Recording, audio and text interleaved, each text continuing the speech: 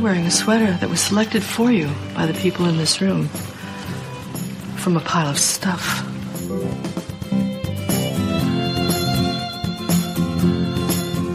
Give me a full ballerina skirt and a hint of saloon, and I'm on board. I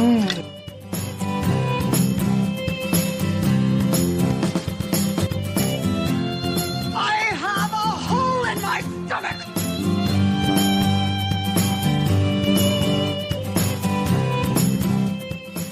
I can't go back. Welcome to the She Became Visible podcast. I'm your host, Renee Steelman. This podcast is my story. It's your story. It's our story. It's all the stories of all the women who one day knew that it was time to remember who they were, who they are, and stand up and be seen.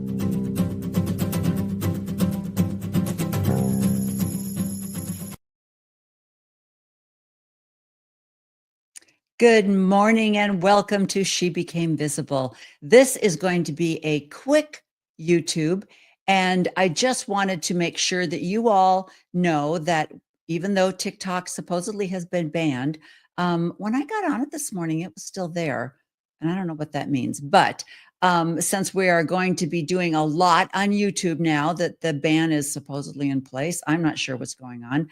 I did want to do another weekly broadcast for you today. I have something planned for the week that's coming up. I have a fabulous fitness personal trainer that I'm going to be interviewing. She's young. She's vitalic. She just has a lot of information and she has a great program. And I'm going to be introducing her to you this week. So I'll be doing a longer YouTube this coming week. And she's checking over her schedule right now. And then we're going to firm up some dates and times. But in the meantime, I wanted to do a quick video for you today because I wanted to remind you to do your research when you find a new trend in physical fitness, in supplements, in healthcare, in longevity, any of the things that are out there, because there's so much information out there. And it's very, very confusing. And the worst part of it is not only is there a lot of conflicting information out there, but it often conflicts with what your doctor is telling you. But I think that's why it's so important to remind you to take information from everywhere and to really consider what you think works best for you. So what I wanted to highlight today is I've already talked about him last week when I did my podcast, but I love Dr. Mike, and I'm going to do a quick little review of a short that he did. And then I also want to introduce you to a YouTube that I found. Jill is amazing and her information is amazing. And the reason I wanted to highlight it today is because she's specifically talking about osteoporosis, which is something for, as I mentioned, my demographic is women over the age of 60. And this is the time when I think women really start thinking about their bone health and their falling risks, because doctors and statistics will give you really frightening data that says something like, if you fall and you break a hip, there is a very high percentage of death after that. And that's scary. That's a scary thing. And as we those of us that have aged, we all notice a little bit of a balance issue that we're starting to find. And so there's little things that you need to start being maybe more aware of as you've aged about balance and falling and bone health and fall risks. And so that's what Jill really talks about in this particular YouTube that I'm going to introduce to you. Now, my reason for introducing it to you is that I really want you to go and listen to all of her YouTubes. So I'm just giving you some information and I'm just introducing you to Jill and the things that she has to say. So let's bring her video on. And I'm going to show you a little bit and we're going to talk about it a little bit. And then I'm really going to encourage you on this beautiful Sunday before the inauguration day, if you're not doing anything, to spend some time with Jill on her YouTube. And I will put a link in so that you can find her. But I just think she's amazing. So let's bring her on and let me have her introduce her YouTube to you.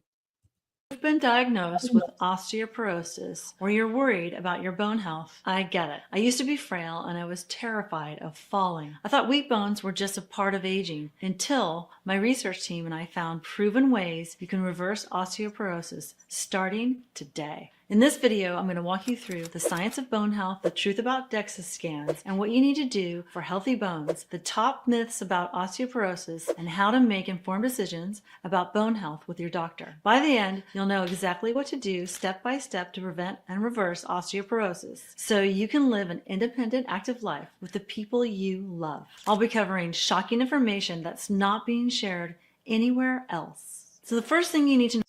Okay, so let's stop there for just a second. I think what Jill is saying here is really important, is that this information is not getting out there. And as we age, and if any of you in my demographic have been to the doctor lately, you will know that there are certain things that they begin to talk to you about. Unfortunately, one of those things is never hormones, but it is something like osteoporosis. In fact, my naturopath that I love has already scheduled me for a DEXA scan, and I haven't had a DEXA scan in a long time. I think I had one, honestly, I think it's been 30 years ago that I had one. And at that time, I was a runner.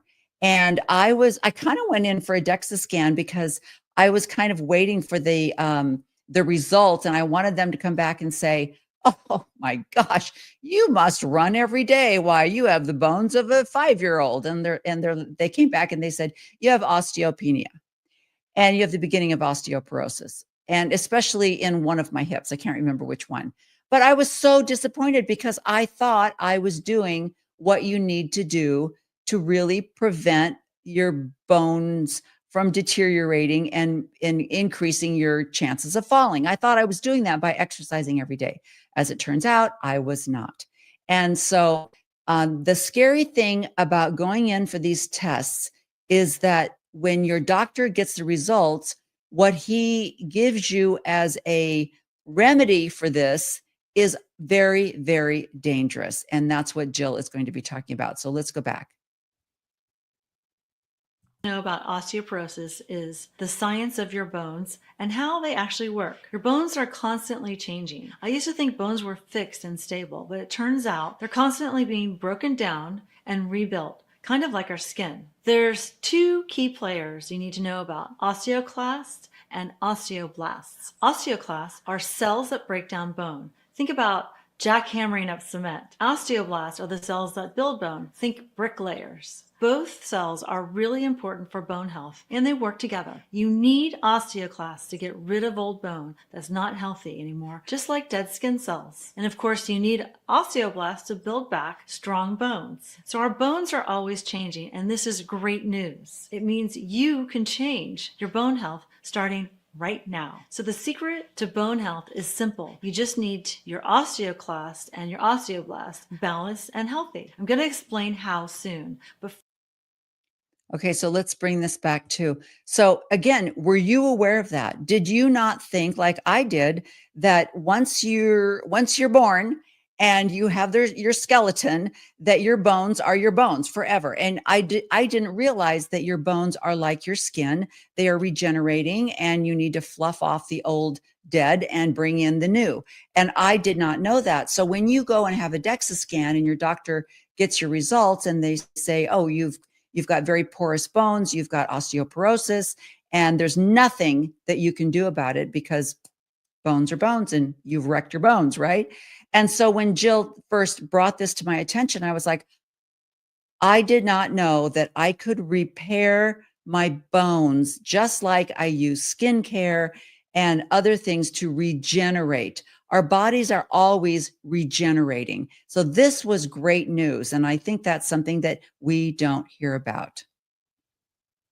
first, you need to know the truth about DEXA scans. Your doctor probably told you to get a DEXA scan. And if you haven't already, it's a low dose X-ray that measures your bone mineral density. That's a measurement of the calcium and other minerals in your bone. The official diagnosis of osteoporosis is when your T-score is at or below -2.5 on your DEXA scan results. Your T-score is basically how much bone mineral density you've lost since the age of 30. So the idea is if you have high bone mineral density, then you have stronger bones and are less likely to get fractures. The key word here is fractures, because the truth about osteoporosis is having osteoporosis doesn't really matter, except that it increases your risk of fractures. So fractures are the real issue here. Bone mineral density is just an estimate of fracture risk. The big problem no one is talking about is that bone mineral density is not an accurate predictor of fracture risk. Okay, what do you think about that?